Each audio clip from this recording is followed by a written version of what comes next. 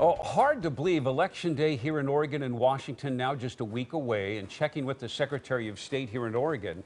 So far, most registered voters have not yet returned their ballots. Close to 20% of them have sent their ballots in. And tonight we take a quick look at the key topic in the Oregon governor's race: how to solve the growing homeless crisis. We were able to talk about this with the three leading candidates for governor. That's Republican Christine Drazen, Democrat Tina Kotek, and unaffiliated candidate Betsy Johnson. Lisa Balick here now to share some of their plans if elected. And Lisa, really what we all can agree on, and they can, is that no solution is really going to be a quick instant fix. No, but the question is, what are their plans to do something about it over time once they get into office and to move a solution along fairly quickly? And that's the real rub, because what happens if they can't come up with something? Because the problem has grown for years. City, county, and state leaders pouring hundreds of millions of dollars into finding solutions. The candidates do agree that it's one of the most pressing problems. Tents, trash, tarps, thousands of people living on Portland streets. The homeless crisis also growing around the state as well. Lack of affordable housing and mental health and addiction problems blamed for the increase. We asked the governor candidates for solutions if elected. If you see on my plan that's on my website, it talks about focusing on particular populations first.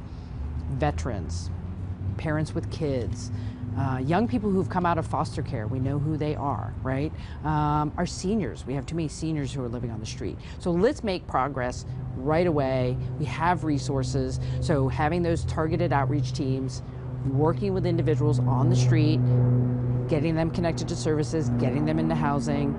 I want to see a lot more of Project Turnkey, converting motels into shelters. What I think we're doing wrong in Portland is there is no sense of urgency.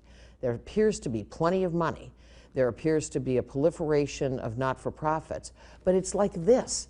Everybody thinks somebody else is responsible. If I were governor, the day after the election, I would convene social service, behavioral health people, addiction, law enforcement, and get specific accountable actions, budgets to associate those, source of funds, and who are the accountable people to deliver on the date agreed to. I actually believe that the state's role here is substantial.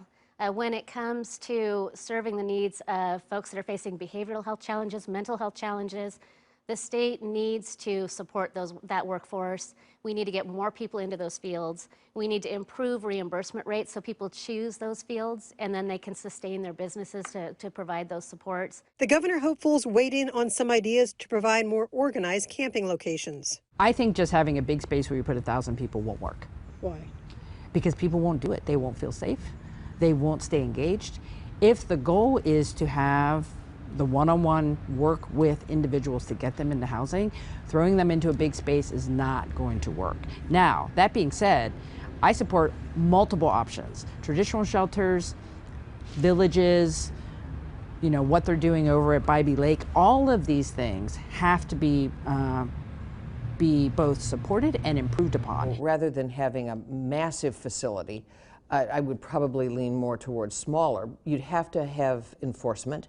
You'd have to have the ability to I'm going to use the word police a facility wherever it is in order to not have chaos in a large, the way you described it, multi-thousand person encampment. We know that the majority of people that are houseless, living on our streets, unsheltered, in fact do have challenges with addiction.